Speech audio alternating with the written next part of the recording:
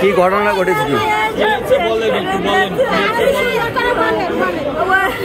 আমার বড় বাসুর মেয়ে শাশুড়ির ভাইরায় ওর মেয়ের আছে ওই জায়গায় মাইরেছে, আঙ্গুল টাঙ্গুল কামড়ায় ছিঁড়ে ছিটে বেরিয়েছে। এরা এর কাকারে বলেছে যে কাকা এই আমাদের বাড়িওয়ালা ওনারে যে কুপাইছে এখন ওরে বলছে আপনার বলেছে যে তুই ওইখানে যাই মাতুবাড়ি করতে গেছিস কেন? আমাকে মেয়ে আমরা যাইনি, তুই গেছিস কেন?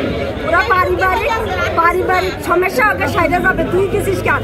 তাই ও এখানে এসে লোকজন জোগাড় করে ওনারা কুপাইছে আমার ছেলে, আমার স্বামী, সন্তান সবাই, আমার দেওয়ার বাসুরকে সবার কুপাইছে। কখন ঘটনা ঘটেছে? এই সন্ধ্যে 6টার দিকে, 6টার সময়। যারা কুপাইছে তারা কারা? তাদেরকে চেনেন? মানিক ওর সাথে আর কারা ছিল তো আমি তো জানি না। মেন আছে মানিক, ওর বুনির বাড়ি, বুনির জন্য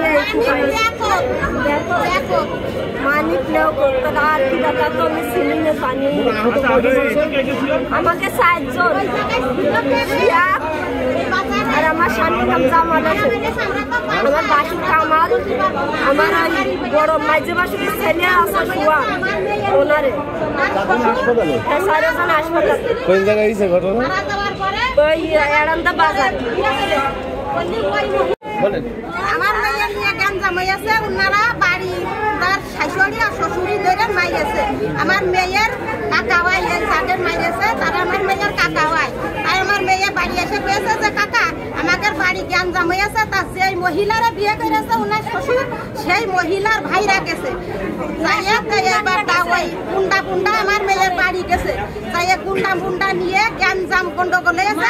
ওই জায়গায় আমরা আর কিছু করিনি, সবকিছু আসি আমার মেয়ে আর আমার জামা আমাদের বাড়ি চলে আসে।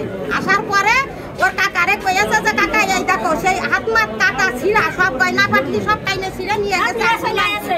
নেওয়ার পরে তারপরে যাইয়া ওই ওর কাকা চাইতে কয়েছে যে বলি তোমরা আইসাও বাড়ি ফিরে থাকো। তারপরে আমরা দেখতেছি আমরা বাজারে গেছে, বাজারে যাইয়ে কিছু কয়েছে কি না কয়েছে আমরা বলতে পারবো না। আমরা মহিলারা বাড়ি রয়েছে, যাওয়ার সাথে আমরা শুনলাম যে ওকে চাকু মেরেছে, এইটুকুই শুনেছি। আচ্ছা, আপনাদের পরিবারে কয়জন আহত? আমাদের পরিবারে